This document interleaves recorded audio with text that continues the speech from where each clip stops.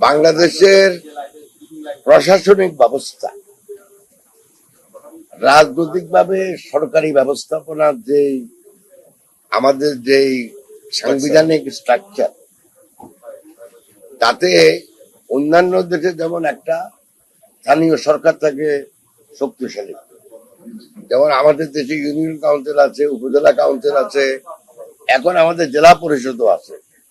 কিন্তু জেলা পরিষদ তো ওইভাবে সক্রিয় বা শক্তিশালী না। তো আমরা মন্ত্রণালয় থেকে যাই ব্যবস্থা নিতে চাই, যাই কার্যক্রম হাতে নেই, যেটাই বাস্তবায়ন করতে চাই, আমাদের মূল চাবিকাঠি কিন্তু এখনো জেলা প্রশাসক। অতএব আমি মনে করি যে ওনাদের সাথে একটা ইন্টারাকশন, যাতে করে আমরা বিভিন্ন যে কার্যক্রম হাতে নেই, সেটা গাছ লাগানো বলেন, সেটা বায়ু দূষণ কমানো বলেন, বর্জ্য ব্যবস্থাপনা বলেন, যাই আমরা বলি, এগুলি কিন্তু ওনাদের সাহায্য সহযোগিতা ছাড়া ওই স্তরে সম্ভব না।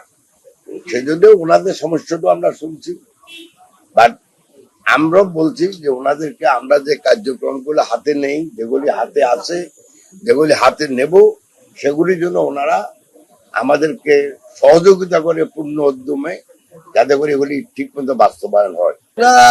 সাধারণভাবে যেগুলি বলা হয় আমাদের দেশে যে আইন শৃঙ্খলার অবস্থা, রাজনৈতিক অবস্থা, এগুলি বলছে, এগুলি এমন কোনো কিছু বলা নাই যেগুলি সমস্যা সংকুল, যেটা আমরা উত্তর দেওয়া দরকার আছে। এখানে আমরা কোনো নির্দেশনা দিই নাই।